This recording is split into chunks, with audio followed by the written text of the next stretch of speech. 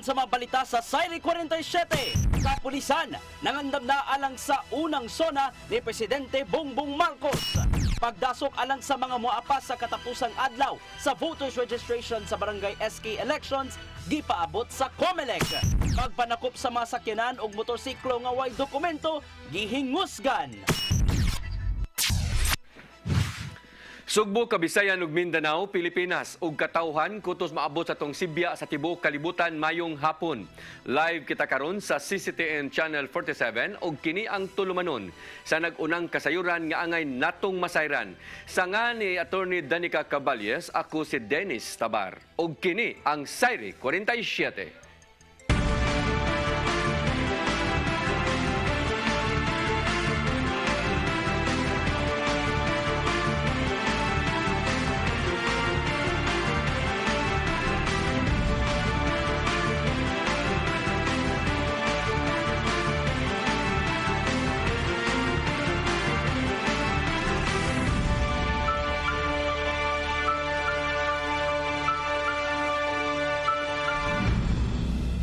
Og karon sa kompletong detalye sa atong mga balita, subsub na ang pagpangandam sa palibot sa batasang pambansa alang sa labing unang State of the Nation address ni Presidente Bongbong Marcos karong nga Lunes. Ang maong mga ordinaryong mga sugbuanon ingon man ang mga opisyal sa simbahang Katoliko mipadayag usab kung unsa ang gusto nilang madungog. Atong sayran sa report ni Gian Navarro. Giatangan na sa mga sugbuanon ang unang State of the Nation address ni Presidente Ferdinand Bongbong Marcos Jr. karong Lunes sa hapon, Hulyo 25. Kung masayran, usa ang sugbo sa mga nagpadaog sa bagong presidente sa nakalabay nga eleksyon. Maong aduna sila gustong madungog sa labing mahinungdanong speech gikan sa baba sa Pangulo. Sama ning usa ka manindahay sa kakan-anan kilid sa Kapitolyo, kinsang nagbaguod sa kamahal sa mga ingredients silang sudan sa merkado. Hinungdan nga napugo sila sa pagsaka og jutay sa presyo sila mga baligyang sudan. Epekto hinuon kini sa nasinating taas nga inflation rate sa nasod. Unta ang mga presyo makuan siya kanang ma-lower gani kay Mapunhod? Ano man? mapunhod kay sa karong panahon na murag overpriced na kayo ang mga palalito ng mga baligya. Apil usab sa mga nagbaguod sa epekto sa mahal nga presyo sa lana kining 70 anyos nga habal-habal driver. Matudiya, paigo lang sa inadlaw-adlaw nga konsumo ang iyang halin gikan sa pagpamasahero ug kuwang pakini alang sa ilang maintenance. Bahir na, mamiruan, panginabuhi. Ang prehan na mo ron nga. Habal-habal lang yung tami kayo, mamay na itabaho. Tanan nyo, tanan. Ano sa mga pobre, ano na, pobre mata. Butang ang ipanghinaot ni Cebu Archbishop Jose Palma nga iyagyag unta sa presidente ang panghinahanglanon sa mga tao. Apil na ang mga solusyon niini. Gilauman usab niya nga magiyahan sa labaw nga makagagahom sa mensaheng ibutyag niya karong Lunes at ubangan sa kinabag ang mga Pilipino. Many of the more urgent things need to be addressed, and to me that would give hope to the people. I would not dare comment on many international issues. I know that these are more complex. Nagpabiling hugot ang seguridad sa palibot sa batasang pambansa alang sa unang sona sa anak sa nitaliwang diktador. Bisan pa man sa nasinating mga hagit, gipanghinaot usab sa Papal Nuncio to the Philippines ang kalampusan sa bag-ong administrasyon. Dala na kini siyang pag-ampo alang sa pagduma sa nasod ubos sa bag-ong liderato. I express to him the congratulations of Pope Francis and the support and cooperation of the Holy See in his mission as President of the Republic of the Philippines. Gian Navarro, CCTN News. Samtang ang kapulisan sa syudad sa Sugbo mag-andam og mga personnel alang sa labing unang State of the Nation address kun sona ni Presidente Ferdinand Bongbong Marcos Jr. sa Lunes. Full alert status ilang ipatuman sugod karong Domingo nunot sa kamanduan sa Campo Crame. Ang kasayuran ni hatod ni Arnold Bustamante. Doon na security plan ang gihimo sa Police Regional Office 7 alang sa 11 State of the Nation Address konsona ni President Ferdinand Bongbong Marcos Jr. sa Lunes. Mato ni Police Lieutenant Colonel Janet Rafter, Deputy City Director for Operations sa Cebu City Police Office, nga ang mga security plan gipasa na kini sa tanang City Provincial Police Office aron hugot kini nga ipatuman. Gituhuan nga dunay ilusad nga mga lihok protesta ang mga militanteng pundok sa Sugbo nga gabi kanini giandam sa Piero 7 ang mga personnel kami magsilbing Civil Disturbance Management kung CDM din sila ang ipakatap kung muhimo kasamok ang mga realista. Yes, no, kini pagrally sa ato mga lain nga grupo pod, no. This is always anticipated every time nga naida kong activity, not just like Consona. So for now, we already have received we have received the security plan for our regional office. We are on a full alert status. So with this, it means nga we have a standby CDM. So it's operational procedure na every time nga na mga big events, we have the standby CDM. And then other than that, we also have nagkuan na pud mi sa atong mga kada istasyon nga magbuhat og alert team. This is composed of a 9-man team led by a PC. Dugang ni Rafter nga sugod sa Domingo, Hulyo 24, 2022, isa ka sa Kapulisan Timog Pilipinas ang ilang alert status gikan sa normal nga tuna sa full alert. Nagpasabot kini nga ang tanang police personnel gimanduan nga naalang silang tagsa-tagsa ka mga police station ug wala na gitugutan nga maka-absent o maka-leave sa ilang trabaho. Samtang katong una nang nga gitugutan, ipa-recall kini sa Piero 7. Yes, we are also on a full alert status po sa Kwanza. I think it is all together with the whole PNP on that day, not just like ang Manila. Although dito gid ang mahitabo ang kining aktibidad, but the whole PNP is also instructed to be all in full alert status. Sama sa naandan, mato ni Rafter, maximum tolerance ang ilang himuon ug mahimong tugutan ra ang mga realista nga makaparayag silang kasagmuyo sa gobyerno. Apan giangkon sa police official nga sukad siya na destino sa Cebu City Police Office, dili ra violente ang mga militanteng pundok dinhi tandi sa ubang dapit sa Pilipinas. Wala man gyud tay mga violente panghitabo so far sa akong pagkabaluha nga kuano gina sila muundang ra gina sila. Oo, so maximum kuan gina sila kanang maximum tolerance na, and besides atong istoryahan lang og kuan. So far pud gyud sa ako ang since na ako pagka-assign sa Cebu City 2021 hantod sa pagkakaron sa kadaghan nga mga rally ginagmay nahitabo, wala pa gyud tay kanang violent interaction with this militant. Gawa sa mga naka-uniforme nga mga pulis nga mag-grooving sa kadalanan atol sa zona sa Lunes, doon na usab sila ipakatap nga mga nakasibilyan nga mga personel alang sa intelligence monitoring. Wala pa sila nadawat nga impormasyon nga doon tinguha nga gubton ang 11 zona ni Bongbong Marcos. Arnold Bustamante, CCTV News. Cebu City Mayor Michael Rama mutambong sa suna ni Presidente Ferdinand Marcos. Why noon kini gi-expect sa suna apan kini nagtuo nga daghang ipahibaw og isulti ang presidente sa labing unang suna niini. Ang kasayuran ihatod ni Decime Padilla. Walay gi-expect apan excited si Cebu City Mayor Michael Rama sa maabot nga State of the Nation address konsona ni Presidente Ferdinand Marcos Jr.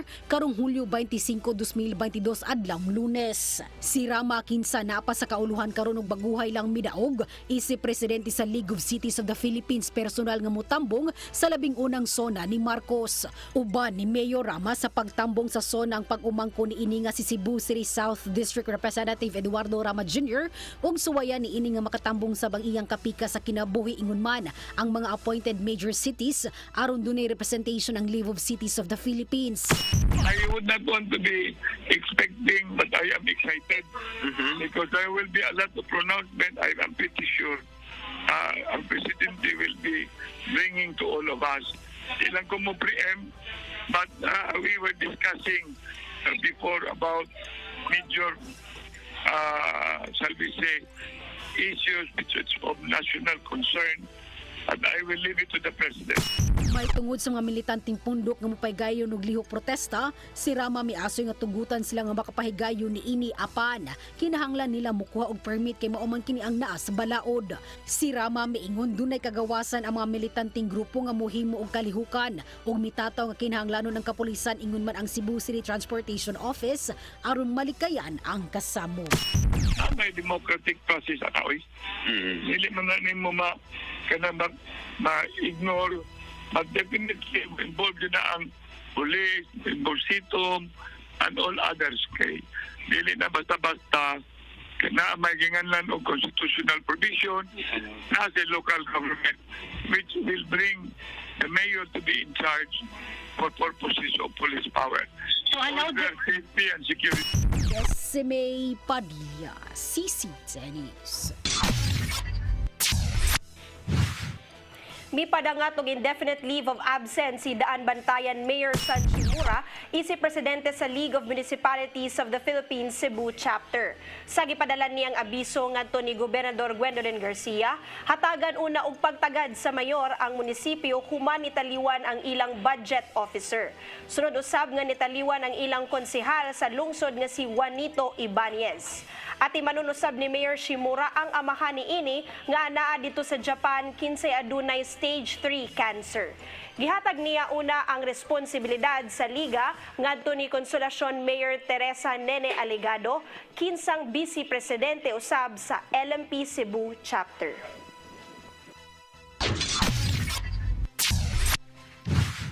Gipasalig di Cebu City Mayor Michael Rama kinsa bag-ong napili na presidente sa League of Cities of the Philippines. Gingusgan pa ang international level sa estado sa nagkadaiyang dapit dinhi sa nasod. Matod niya nga ang pag-ugmad sa technology advancement mahimong instrumento aron mahimong smart cities ang nagkalalaing dapit sa Pilipinas. Gipasabot ni Rama nga mahimong i-apply ang gibuhat sa syudad sa Sugbo sa tinguha nga mahisama kinig Singapore. Masaligon si Rama nga makakuha og dakong suporta gikan sa mga sakop sa liga alang sa iyang tinguha. Iya usab nga ipatuman ang prinsipyo nila ni Presidente Bongbong Marcos ug Vice Presidente Sara Duterte nga panagiusa sa tanan ingon man usab ang national agenda niini. Gitata usab sa mayor nga bisan siya ang presidente sa LCP mahimong patas ang responsibilidad sa tanan niyang mga sakop.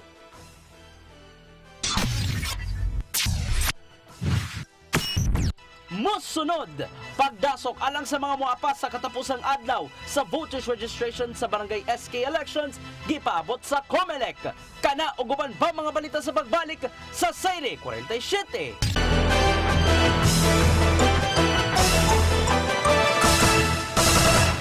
Balik sa ato mga balita, padayon ang COVID-19 vaccination alang sa mga persons deprived of liberty diya sa prisuhan sa Mandaue. Samtang 14 pa ka mga PDL ang migraduar na sa drug recovery program diha sa maong pasilidad. Ang kasayuran ihatod ni Mary Rose Sagarino. Niabot na sa kapino 23% ang vaccination rate sa Mandawi City Jail. Bisan pa man niini, padayon ang COVID-19 vaccination sa prisuhan alang sa ganahan magpabakuna o magpa-booster. Matag buwan nagpahigayon og vaccination ang City Health Office sa prisuhan. Sa kasamtangan ang Mandawi City Jail adunay populasyon nga kapin 1,003 ka PDLs. Para sa pagkandak sa vaccination program, kay in a sense dili man gyud na permi mo 100% ang atong PDL mabaksinan tungod kanay mo sulod dinay mo gawas. Samtang 14 ka mga PDL ang natapos na sa 6 ka buwan nga drug recovery program sa Mandawi City Jail. Ang moving up ceremony gipahigayon ni adtong Miyerkules. Ubos sa katatagan, kalusugan, damayan ng komunidad drug recovery program ang PDL mupaubos sa 18 ka modules ug session. I-prebalo sa ila na sa panahon na nag-undergo or nag-take sila drugs, ang unang maapektaran ilang kaugalingon, ilang pamilya, ug ang effect ani sa komunidad. Manang i-train sila para sa panahon na naana sila sa gawas, na makalaya na sila. Kung unsa magaling problema nga mabot silang kinabuhi, dili sila mo take into drugs. Kaya ang uban kadiri sa Mandawi City Jail Mildon kadaghanan gyud sa naadiri nagatubang sa kaso nga droga. Matud ni Baltar nga kadaghanan sa naipaubos sa drug recovery program mao ang piniriso nga ni avail sa plea bargain. Mary Rose Sagarino, CCTN News. Nisugyot ang Lapu-Lapu City Agriculture and Fishery Office Concafo sa pag-establisar og floating cottages sa syudad. Kini aron mamahimong dugang atraksyon alang sa mga turista nga moduaw sa syudad. Nakigtagbo ang pangu sa CAFO nga si Alex Baring ngadto kang kongresista Cindy King Chan kagahapon aron sa pagpresentar sa maong proyekto. Gilauman nga makabenepisyo sa maong proyekto mao ang mga fisher folk sa syudad.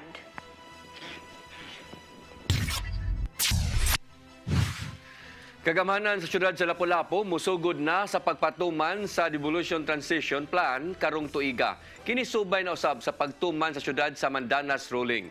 Ang kasayuran ihatod ni Patch Anthony Inso.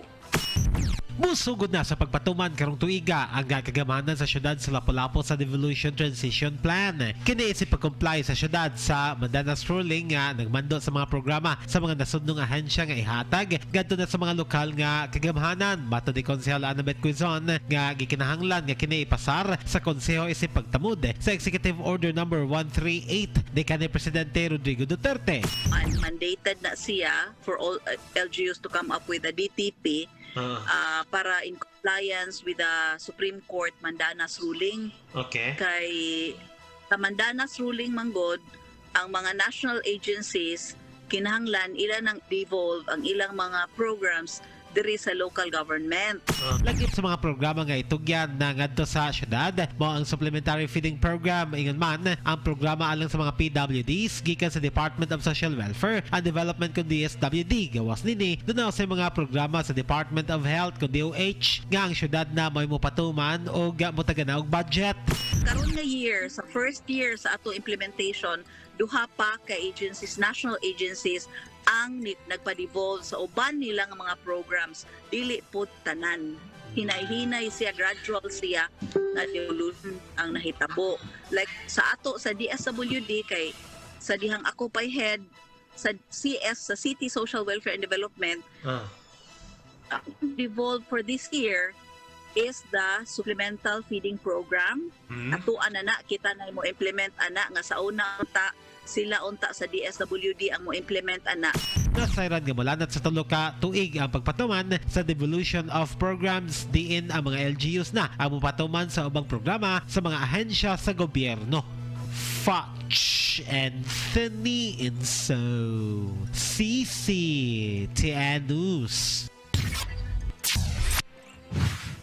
Satellite registration sa Comelec Cebu City gilaumang dagsaon sa daghang tawo sa katapusang adlaw niini ugmang adlawa. Katawhan gihangyo ang pagsabot ug patasan ang pasensya. Ang kasayuran ni hatod ni Decime Padilla. Gidagsa sa mga gustong magparehistro ang satellite registration sa Commission on Election kun Comelec Cebu City usa ka adlaw sa dili pa ang deadline niini. Kahinumduman gisugdan sa Comelec ang voters registration alang sa Barangay Sangguniang Kabataan Elections karong December 5, 2022 nitong Hulyo 4 ug matapos na kini ugmang adlaw Hulyo 23. Si Attorney Marshall Sarno, Election Officer sa Comelec Cebu City North District miasoy nga naanda na gyud nga ang mga tawo adto na mulihok kun deadline na hinungdan nga gilauman nila ugmang adlaw mas daghang tawo ang mudagsa sa mga satellite registration aron magparehistro. Sigo ni Attorney Sarno obserbahan nila nga daghan gyud ang nagparehistro. Gani sa usa ka adlaw moabot man sa 800 ngadto sa 900 ka tawo ang moadto sa satellite registration sa North District. Dili pa kasulti si Sarno kung pila ang nagparehistro adto ra kini mahibaw-an matud pa kun mahuman na ang registration og kini midugang nga wala sila giset nga target. Among paningmahaon nga alas 3 depende kina sa gidaghanon ugma. Sa venue Dito gyapon sa galeriya. Unsay pamaagi na tungod ato nga alang sa within the vicinity lang sa karon ma-accommodate ra gyapon og maabtan na siya sa cut-off? Di na gyud atong tan-aw nang gidaghanon. Depende sa cut-off na pwede tayong cut-off o alas 3, pwede o earlier sa depende gina sa gidaghanon sa una diri sa ato ang office na conduct registration i-cut-off na to alas 8 tungod sa kadaghan. Gumikan kay gilauman nga mudagsa ang madaghang tawo ang Comelec Cebu City mihangyo og pagsabot sa katawhan ug patasan ang ilahang pasensya. Usa sa mga milinya ganihang buntag aron magparehistro mao si Ara Jean Riamid, estudyante. Si Gunia karon pa lang siya ka lugar kay nabisi sab sa pagpangita og tunghaan nga enrollan kay incoming first year college siya. Asoy niyang mobalhin siya og parehistro gikan sa lungsod sa Alcantara ngani sa Cebu City aron makakuha og scholarship. karon pa man may nakalugar. Okay. Busy mo sa trabaho. Sa parang pagpangita o kuanan nga eskwelahan, ma-enrollan. Okay. Unsa man ka nga kuan ron, ma'am? Incoming first year college. Para ni unsa man ka importante nga makabutar gyud mo, ma'am? So, para na ko karon kay importante na makabutar ko or nibalhin ko diri nga kuan sa pardo kay dili man mi makakuha og dili ko kakuha og scholarship kung dili ko ka transfer. Usab ni Attorney Sarno nga sila sa COMELEC nagpreparar gyud nining umaabot nga barangay ug asking elections o giklaro niini nga hugon-hugon pa ang migawas nga istorya nga i-postpone ang umaabot nga piniliay ug wala pay balaod. I-submit na muna katong mga resto for ERB hearing and then we also prepare for our book of voters or voters list for the barangay. Esme Padilla, CC10 News. Nagpadayon ang papangandam sa Kapitolyo alang sa ipahigayon nga pasigarbo sa Sugbo 2022 karong sunod buwan. Gawa sa mga kapuy-an sa mga contingents, gisiguro usab sa mga organizers ang kahapsay sa palibot alang sa mayong dagan sa kompetisyon. Ang kasayuran ihatod ni Gian Navarro. Kapin usa ka buwan na lang, ipahigayon na ang giatangang pagbalik sa pasigarbo sa Sugbo karong Agosto 28. Niyato nakalabayng simana, nagtapok ang mga tourism officers ug artistic directors gikan sa 50 ka mga lungsod sa Kapitolyo aron sabutan ng guidelines sa kompetisyon. Gipaminaw nilang Gobernador Gwendolyn Garcia, 5th District Board Member Andre Red Duterte ug Provincial Tourism Officer Marty Ibanez ang mga suhestyon gikan sa mga nanambong.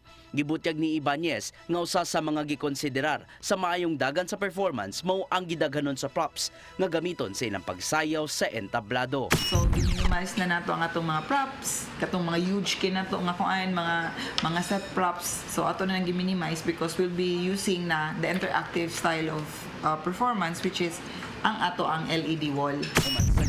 Nagbunotay na ang 50 ka mga performers sa ilang turno diin mag-una ang pambato gikan sa pinamungahan. Musayo ang mga contingents gikan sa Kapitolyo paingon na sa Cebu City Sports Center alang sa street dancing competition. Ug tapuso nila kini so sa ka-ritual showdown sa mismong sports complex.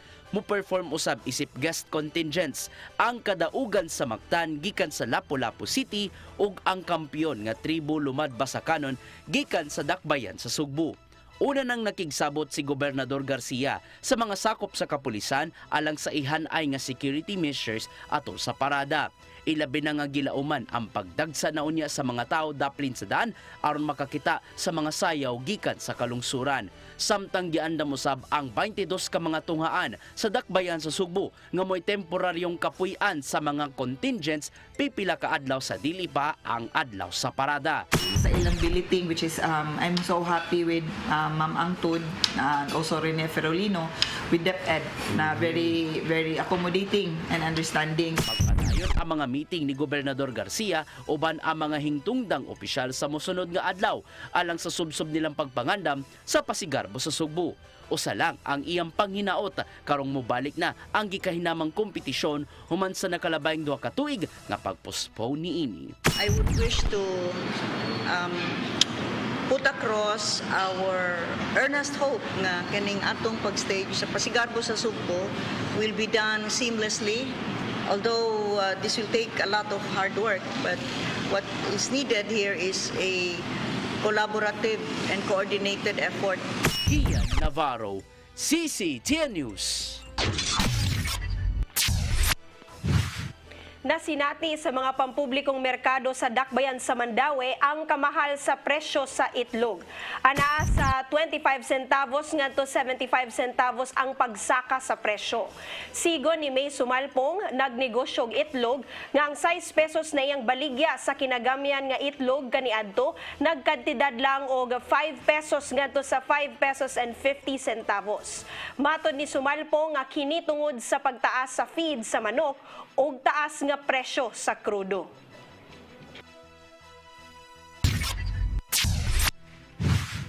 Social Security System Visayas Central 1 Division ni pahigayon og run after contribution e bidders kon na race campaign batok sa 8 ka mga employers dinhi sa syudad sa Mandaue. Total delinquency moabot na og dulan 3 milyones ka pesos. Ang kasayuran ihatod ni Mary Rose Sagarino. Di mumino sa 8 ka mga negosyo sa syudad sa Mandawi ang gibisita sa Social Security System Visayas Central 1 Division kaganinang buntag.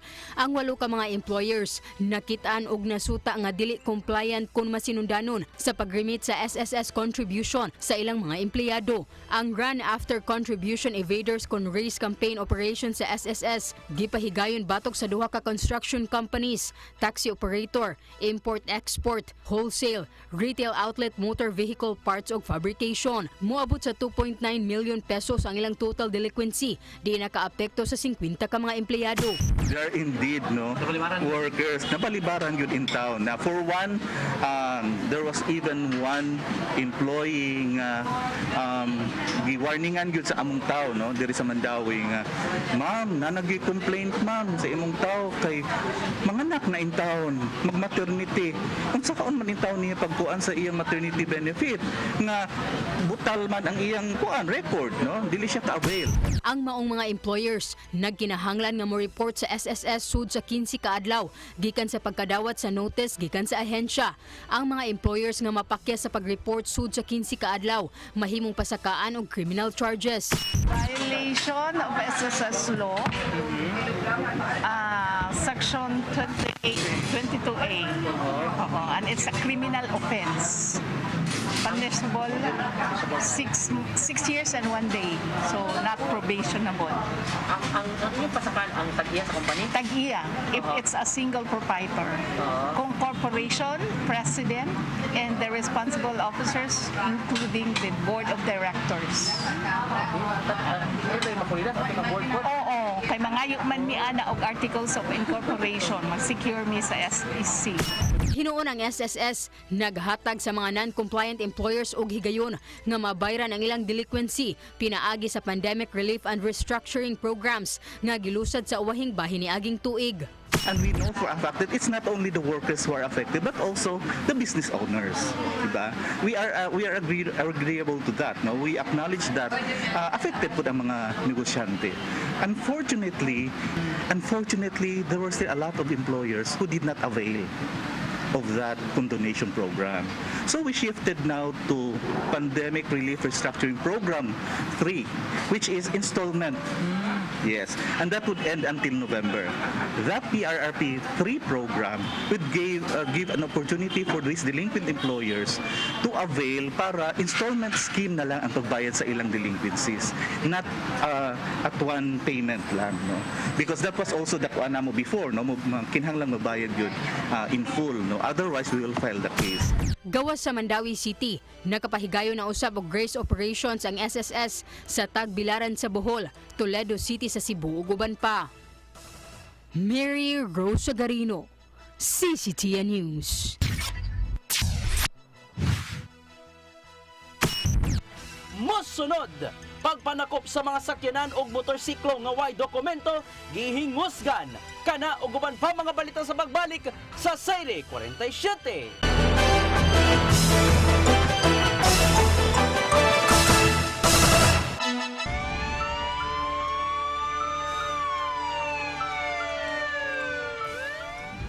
Mga sakop sa Highway Patrol Group kung HPG7 uban sa mga sakop sa Cebu City Police Office, Cebu City Transportation Office, ingon man LTF RB7, mulusad og mga checkpoint diha sa SRP kung South Coastal Road, din mga motor nga way rehistro og mga sakyanan nga kuwang og mga papilis, gipangdakop ang kasayuran ihatod ni Arnold Bustamante.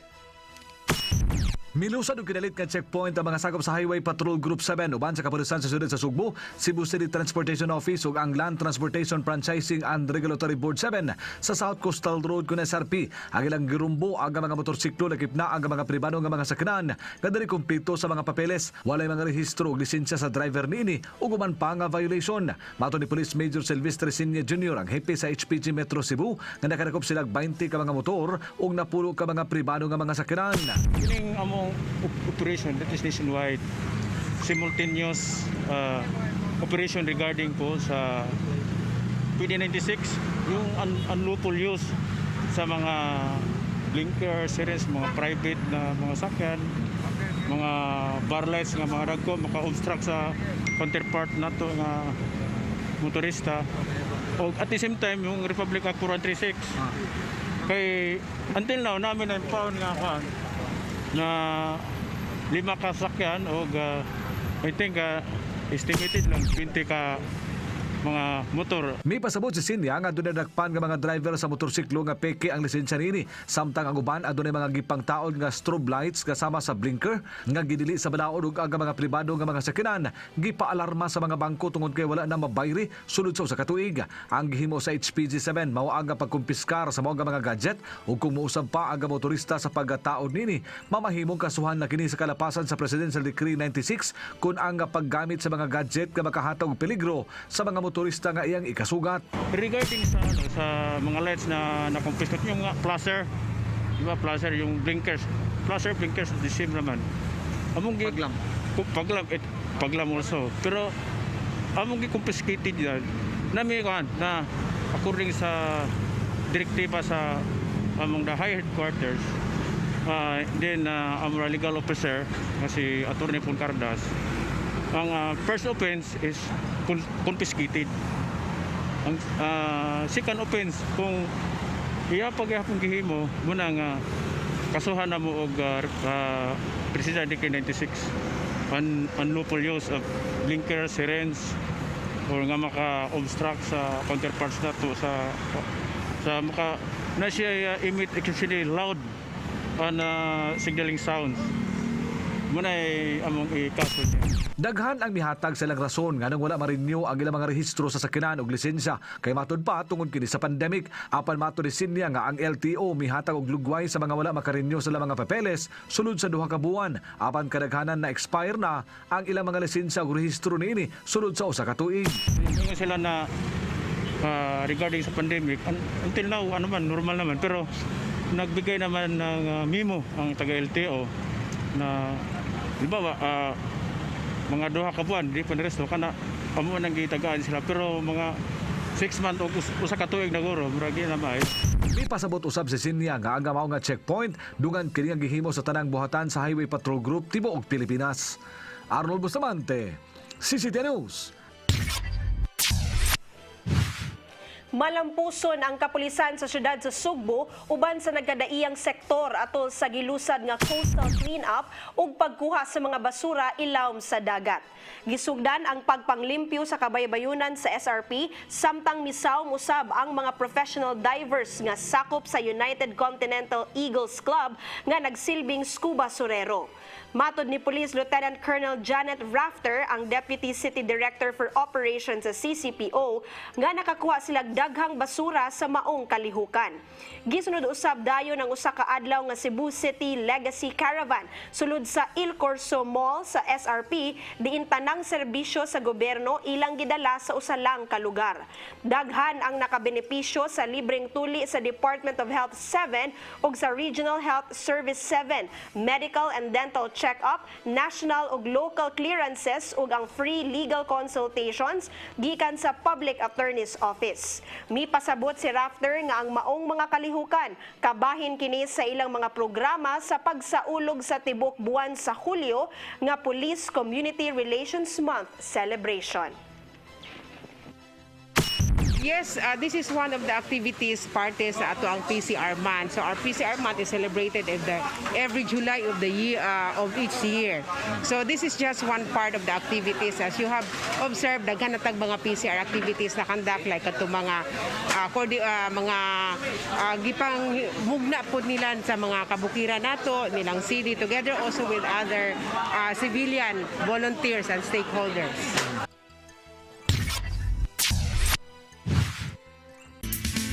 Lamdag, uban ni Tatay Dodong Limsua.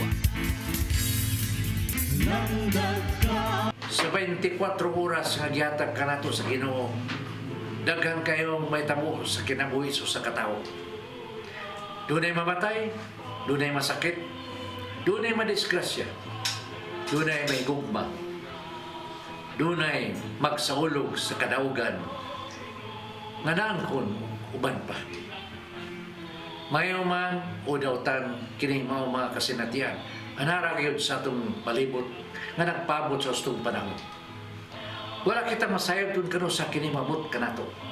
apan makapadasig kayong hunahunahon mo kini. Ang atong langitong aman dili gyud mo sa ang kamatura nagingon nga ang Ginoo sa kanunay mahigugmao. Ang Ginoo kanunay kiangayon o magtinudadon o kini mo ang kamaturan dili gyud mo sa bisan kanusa. Sa atong sitwasyon nga walay hunong ang kausaban kita pakasalig nga ang kayo sa gugma sa Ginoo bulungtad yun dinhi kanato. Dinhi sa kalibutan way butang nga manglungtad apan ang Ginoo dili mo sa hangtod sa kantoran. Maigsoon mo kini ang atong lamdag karong adlaw. Daghang salamat. Shalom.